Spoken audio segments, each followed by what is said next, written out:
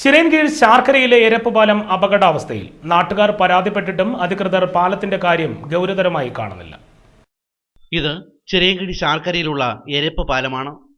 ചിറയൻകീഴിൽ നിന്നും തിരുവനന്തപുരം പെരുമാതുറ ഭാഗങ്ങളിലേക്ക് പോകുന്ന പ്രധാന പാതയിലാണ് ഈ പാലം നിലകൊള്ളുന്നത്. പാലം തകരാൻ തുടങ്ങിയിരിക്കുന്നു. പാലത്തിന്റെ കൈവരികൾ ഇതിന്റെ സൂചനകളാണ് നൽകുന്നത്. ബലക്ഷയം വിളിച്ചോതി തുരുമ്പ് പിടിച്ച കമ്പികൾ കോൺക്രീറ്റ് വിട്ട് പുറത്തു വന്നു നിൽക്കുന്നു.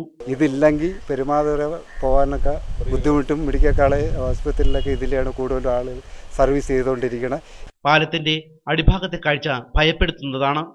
നിറയെ വിള്ളലുകൾ, പല ഭാഗങ്ങളും അടർന്നു തുടങ്ങിയിരിക്കുന്നു. വളരെയേറെ ആളുകൾ ഗതാഗതത്തിന് വേണ്ടി ഉപയോഗിക്കുന്ന പാലമാണ് എരപ്പ് പാലം. ഈ എരപ്പ് പാലത്തിൻ്റെ കൈവരികളും മറ്റുമൊക്കെ തകർന്ന് കിടക്കുകയാണ്. പക്ഷേ അധികാരികളുടെ ശ്രദ്ധയിൽപ്പെട്ടിട്ടും യാതൊരുവിധ നടപടിയും അധികാരികളുടെ ഭാഗത്തുനിന്നും ഉണ്ടാകുന്നില്ല.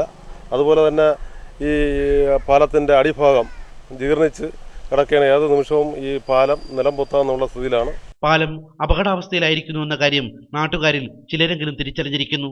പക്ഷേ അധികൃതർ അനങ്ങുന്ന മട്ടില്ല. AC news, Chirayinkeezhu.